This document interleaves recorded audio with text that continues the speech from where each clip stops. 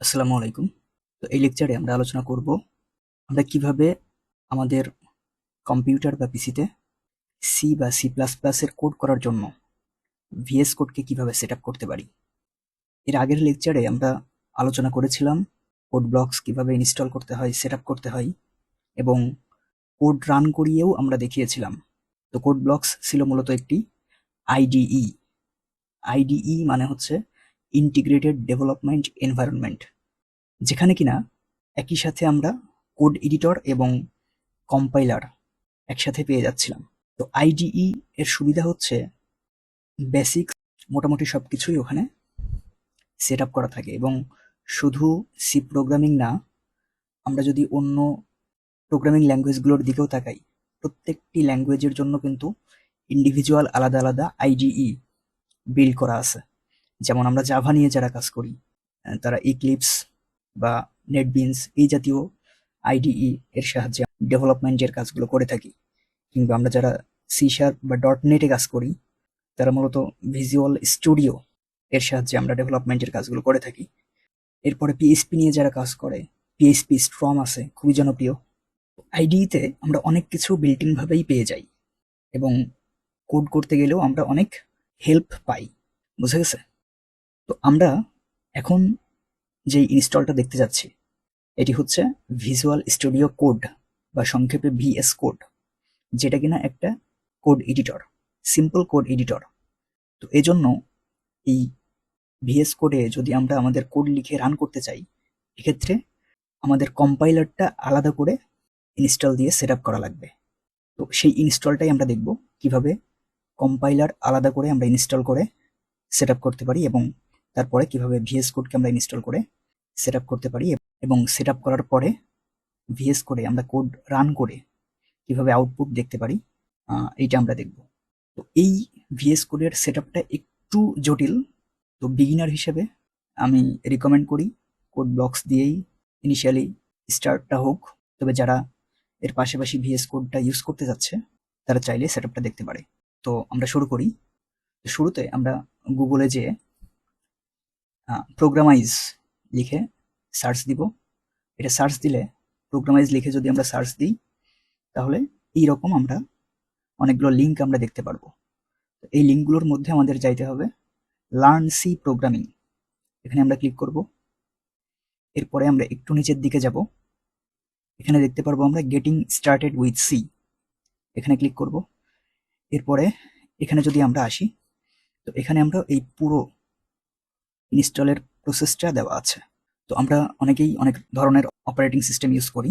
তো প্রত্যেকটি অপারেটিং সিস্টেমের জন্য আলাদা আলাদাভাবে এখানে উইন্ডোজ, ম্যাক, লিনাক্স তিনটার জন্যই সেট আপটা দেওয়া আছে। তো আমরা এখন স্টেপ বাই স্টেপ এই সেট আপটা আমরা কিভাবে করতে পারি সেটা নিয়ে আলোচনা করব। এছাড়াও অনলাইনে এই ভিএস কোড সেট আপের উপর প্রচুর ভিডিও আছে, তারা চাইলে যে কোনো একটা ভিডিও দেখে সেট আপটা করে ফেলতে পারে। কিন্তু আমি রিকমেন্ড করি এখন থেকেই আমাদের উচিত যে কোনো ডকুমেন্টেশন দেখে দেখে কাজগুলো করা। কারণ যে কোনো একটা বিষয়ের জন্য আমাদের ভিডিও নির্ভরশীলতা এটা কমাইতে হবে। কারণ আলটিমেটলি আমরা যদি অ্যাডভান্স লেভেলের প্রোগ্রামার হতে চাই, টপ লেভেলের প্রোগ্রামার হতে চাই, সেক্ষেত্রে এখন থেকেই বিভিন্ন ডকুমেন্টেশন, রিসোর্স এই জিনিসগুলো আমাদেরকে ভিডিওর চাইতেও বেশি গুরুত্ব দিতে হবে। বুঝা গেছে? সো যাই হোক, আমরা এখন দেখি আমরা কিভাবে পুরো সেট আপটা করতে পারি। তো এখানে লেখা আছে গেটিং স্টার্টেড উইথ সি। তো আমরা যদি একটু নিচের দিকে আসি, এখানে তিনটা অপশন আছে। তো আমরা উইন্ডোজ, যেহেতু আমরা ম্যাক্সিমাম ইউজার, দ্যাটস ওয়াই আমি উইন্ডোজ এর সেট আপটাই এখন দেখাচ্ছি। যারা অন্য অপারেটিং সিস্টেম আমরা ইউজ করতেছি, তারা এই ম্যাক বা লিনাক্স যার যেটা অপারেটিং সিস্টেম, এটা দেখে সেট আপটা করে ফেললেই হয়ে যাবে। তো আমরা উইন্ডোজে যাই। আচ্ছা, এখানে প্রথমে যেটা লেখা আছে ইনস্টল সি অন উইন্ডোজ। তো এখানে যেটা বলতেছে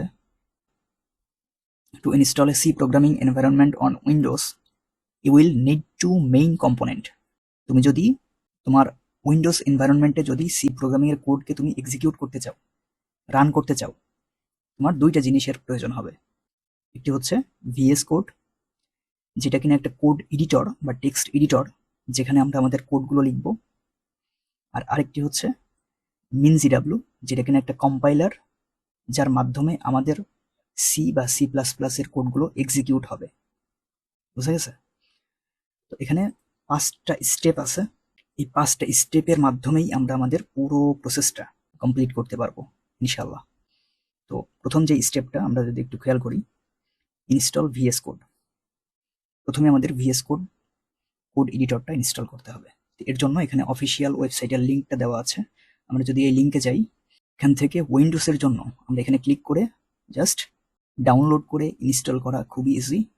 just next next next I agreement চাইতে পারে, দিয়ে ইনস্টলে ক্লিক করলেই ইনস্টল হয়ে যাবে। তো আমরা এটা ইনস্টল করে নিব।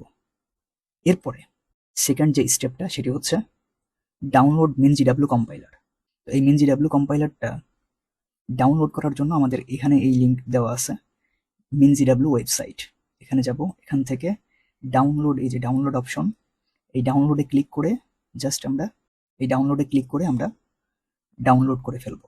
ডাউনলোডটা কমপ্লিট হলে আমরা আমাদের তৃতীয় যে স্টেপ, এই তৃতীয় স্টেপে আমরা মুভ করব। তো আমাদের স্টেপ 3 যেটা, রান দ্য ইনস্টলার। তো আমরা এখান থেকে যেই ইনস্টলারটা ডাউনলোড করলাম, এই ইনস্টলারটা এবার আমাদেরকে রান করতে হবে। তো এই ইনস্টলারটা যদি আমরা রান করি, এই রকম একটা ইন্টারফেস আমাদের সামনে আসবে। তো এই ইন্টারফেসটা আসার পরে আমাদের কাজ হচ্ছে এখানে কন্টিনিউ নামের যে বাটনটা, এখানে ক্লিক করা। তো এই কন্টিনিউতে ক্লিক করার পরে এখানে আমাদের হিউজ একটা টাইম নিবে, এবং আমাদের পিসির কনফিগারেশন এবং ইন্টারনেট স্পিডের উপরে বেস করে মোটামুটি বেশ ভালো একটা টাইম নিতে পারে। তো এর জন্য আমরা একটু ওয়েট করব। এখানে অনেকগুলো প্যাকেজ বা যাবতীয় যা যা প্রয়োজন সবকিছু ডাউনলোড হতে থাকবে। এই ডাউনলোডটা কমপ্লিট হলে আমাদের কাজ হচ্ছে একটু নিচের দিকে আসা, এবং এখানে যদি আমরা আসি, এইরকম একটা ইন্টারফেস আমাদের সামনে আসবে। এখানে দুইটা অপশন আমরা দেখতে পারবো, একটা হচ্ছে বেসিক সেটআপ আর একটা হচ্ছে অল প্যাকেজেস।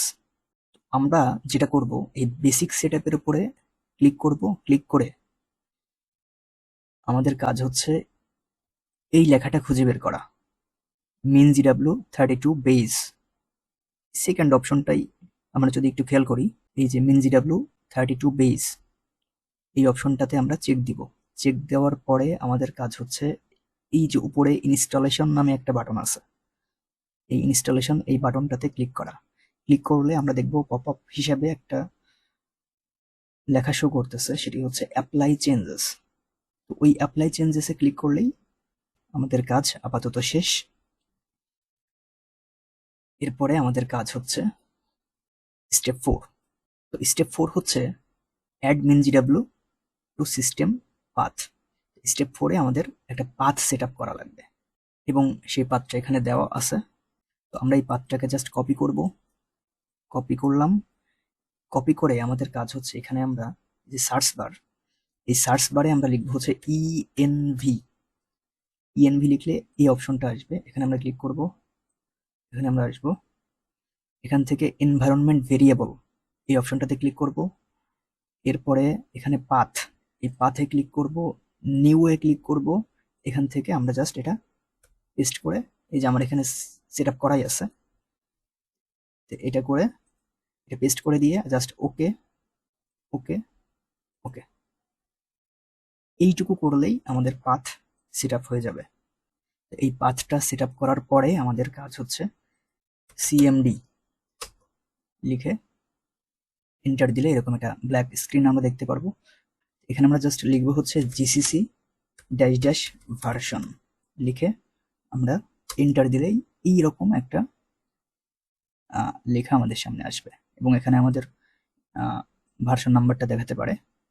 এইটুকু যদি ঠিকঠাক আসে, তাহলে আমরা বুঝতে পারবো যে আমাদের কম্পাইলারটা এবং এর পাথ সেটআপগুলো ঠিকঠাক কমপ্লিট হয়েছে। এখন আমরা ভিএস কোডে যাব, এবং ভিএস কোডে যে কোড লিখে জাস্ট রান করে দেখব যে আমাদের কোডগুলো ঠিকঠাক রান করতেছে কিনা। ওকে, সো এটি আমি কেটে দিলাম। তো স্টেপ 5-এ, আচ্ছা এখানে আরেকটা কাজ আছে, ভিএস কোডটা ইনস্টল করার পরে। তো আমরা এই যে ভিএস কোড এই আইকনটাতে যদি ক্লিক করি,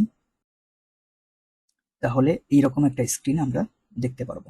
তো আমার এখানে দুইটা ফাইল ওপেন করা আছে। তো আমাদের কাজ হচ্ছে এই অপশনটাতে ক্লিক করা, এক্সটেনশন। এখানে ক্লিক করব।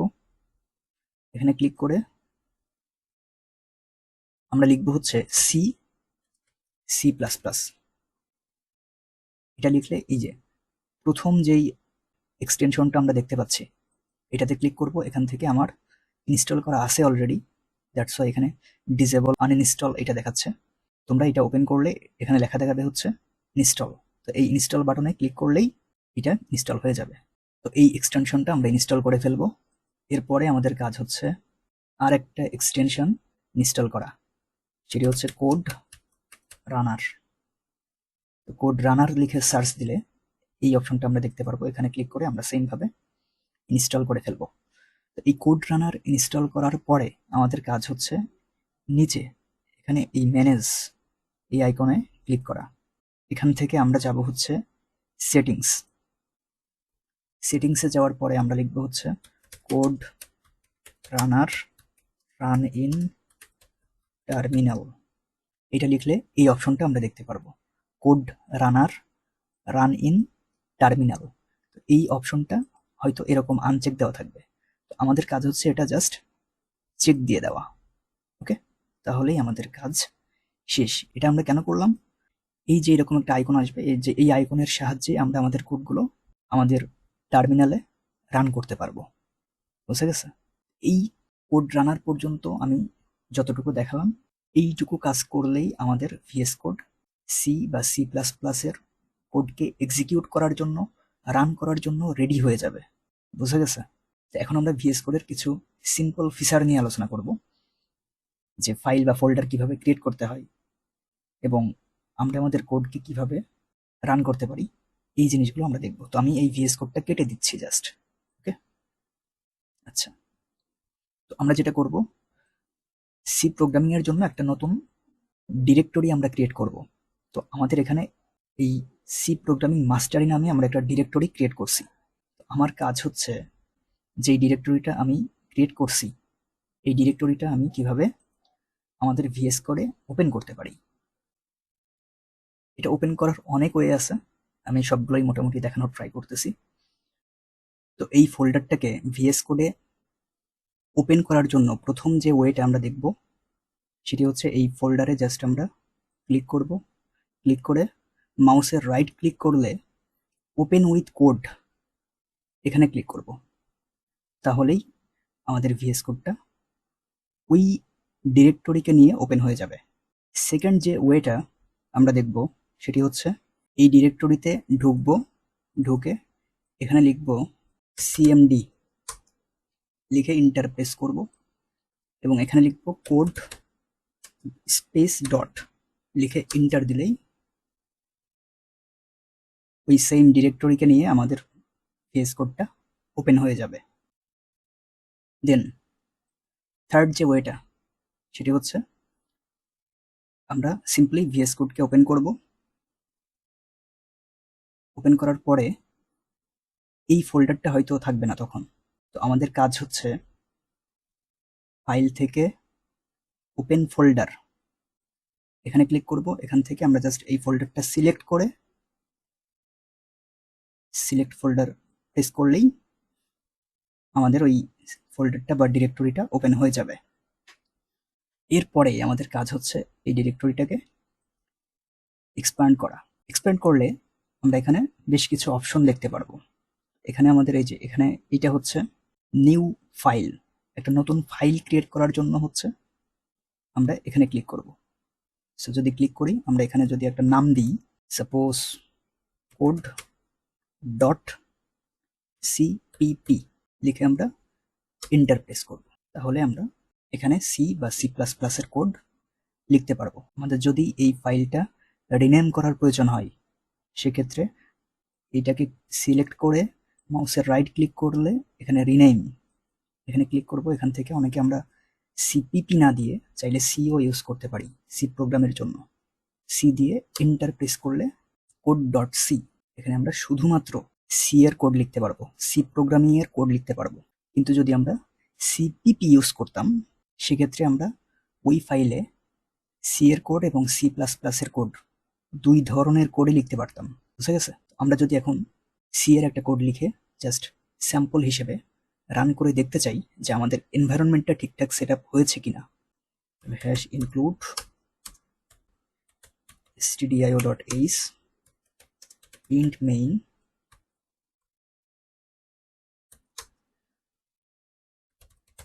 printf hello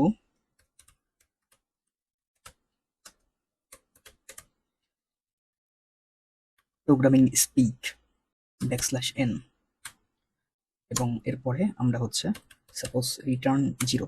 এখানে আমি কি কোড করলাম এটা আপাতত বোঝার কোনো প্রয়োজন নাই। এই প্রত্যেকটা জিনিসের বিস্তারিত বর্ণনা এবং ব্যাখ্যা মডিউল 2 থেকে স্টার্ট করব ইনশাআল্লাহ। তো এই লেকচারে আমরা জাস্ট এনভায়রনমেন্টটা সেট আপ করতেছি এবং আমাদের কোডগুলো ঠিকঠাক রান হচ্ছে কিনা এটা জাস্ট চেক দিচ্ছি।